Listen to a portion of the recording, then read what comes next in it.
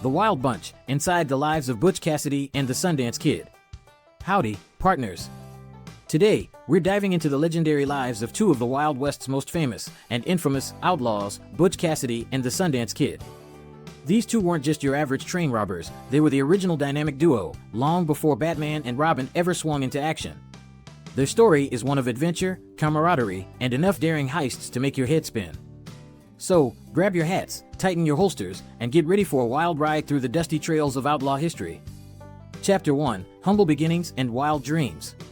Let's kick things off with Butch Cassidy, born Robert Leroy Parker on April 13, 1866, in Beaver, Utah Territory.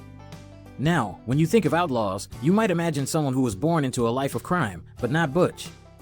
He grew up in a Mormon family, yep, you heard that right, and was the oldest of 13 children. With a household that full, Butch probably learned early on how to stand out, and boy, did he ever. Young Robert, he wasn't Butch yet, had a taste for adventure that didn't quite fit the quiet life of farming. He took off as a teenager, drifting through the frontier and picking up odd jobs. But what really set him on the path to infamy was meeting Mike Cassidy, a cowboy and small-time rustler who became a mentor of sorts. Inspired by his mentor's freewheeling ways, Robert took on the name Butch Cassidy and began his career as an outlaw. Because, let's face it, Butch Cassidy has a much better ring to it than Robert Parker, the rustler. Meanwhile, over in Pennsylvania, Harry Alonzo Longabaugh, who would later be known as the Sundance Kid, was born on November 6, 1867. Unlike Butch, Sundance didn't start out in the Wild West. Nope, he grew up in the more civilized East before heading west to seek his fortune. At the tender age of 15, he was already making a name for himself, not in a good way, though. He got caught stealing a horse and ended up serving 18 months in jail. That's where he earned the nickname Sundance Kid, after the town of Sundance, Wyoming, where he was locked up. And let's be real, once you've got a cool nickname like that, you're pretty much destined for outlaw greatness. So, here we have two young men, both with a taste for the wild side of life, whose paths would eventually cross in a way that would make them legends. But before we get to that, let's talk about how Butch and Sundance earned their stripes as outlaws. Chapter 2: The Wild Bunch Rides Again. Before Butch Cassidy and the Sundance Kid became the iconic duo we know today, Butch was already forming his own gang, the Wild Bunch. And no, this wasn't your average ragtag group of misfits, these guys were the real deal. They were the most successful train robbing, bank looting gang of the Wild West, and they had a reputation for pulling off heists with the precision of a Swiss watchmaker. Butch Cassidy, ever the charming leader, ran the gang like a well-oiled machine. He wasn't just a thug with a gun, he was a planner, a strategist, and, dare I say, a gentleman thief. He had a strict code, no killing during robberies. Why? Because Butch Cassidy believed that robbing was one thing, but murder? That was bad for business. And in the Wild West, reputation was everything. The Wild Bunch's first major score came in 1889 when they robbed the San Miguel Valley Bank in Telluride, Colorado. The take? A cool $20,000. Not bad for a day's work, right? This was just the beginning of a long and lucrative career for Butch and his gang, who seemed to have a knack for getting away with it, time and time again. But it wasn't just Butch's brains that made the Wild Bunch successful, it was also his ability to pick the right people for the job. Enter the Sundance Kid, a quick-draw marksman who could shoot the wings off a fly at 20 paces. Sundance joined the Wild Bunch in the mid-1890s, and together, he and Butch became the most feared and respected outlaws in the West. Their partnership was the stuff of legends. Butch was the mastermind, the planner, the guy who could charm the boots off a lawman while planning his next heist. Sundance was the muscle, the quick draw who could back up Butch's smooth talk with cold, hard steel. Together, they pulled off some of the most daring robberies in Wild West history. Chapter 3: The Great Train Robberies. If you're talking about Butch Cassidy and the Sundance Kid, you can't skip over their infamous train robberies. These weren't just your run-of-the-mill heists, they were meticulously planned operations that made Jesse James look like an amateur. One of their most famous capers happened on June 2, 1899. The target? A Union Pacific Overland flyer near Wilcox, Wyoming.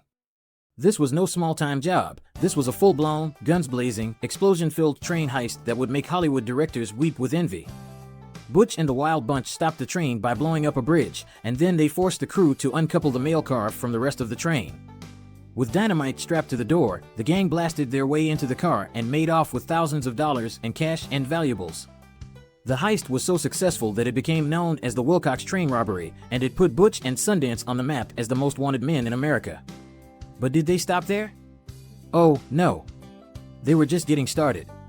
A year later, on August 29, 1900, Butch and Sundance pulled off another daring heist, this time targeting the Union Pacific train near Tipton, Wyoming.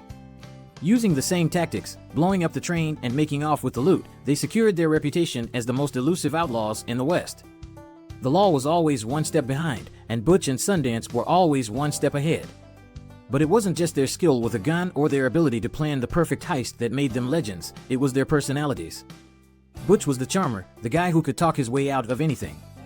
Sundance was the silent type, the guy who let his gun do the talking. Together, they were unstoppable. Chapter 4, The Long Arm of the Law. But as with all good things, the Wild Bunch's luck couldn't last forever. By the early 1900s, the law was catching up. The Pinkerton Detective Agency, the most feared and respected law enforcement agency of the time, was hot on their trail.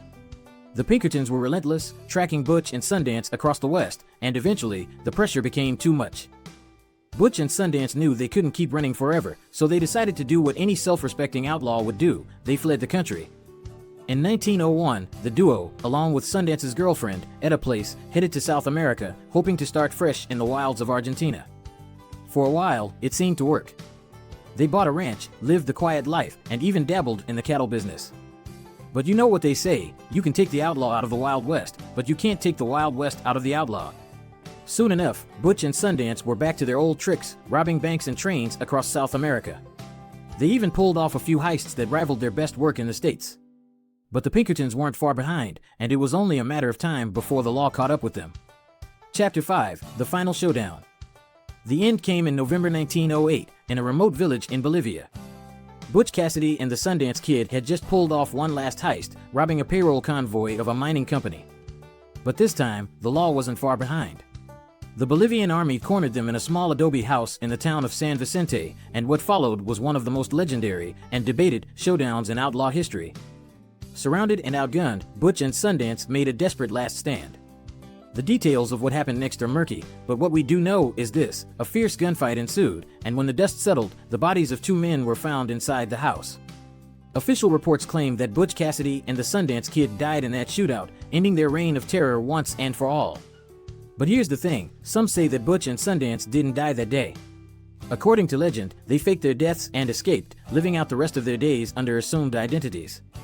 There have been countless sightings, rumors, and stories over the years, but nothing has ever been confirmed. So, did Butch and Sundance really die in Bolivia? Or did they pull off the greatest escape of all time? The truth remains a mystery.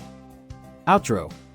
Well, folks, that's the story of Butch Cassidy and the Sundance Kid, two outlaws who lived fast, died, maybe, and left behind a legacy that's as enduring as the Wild West itself.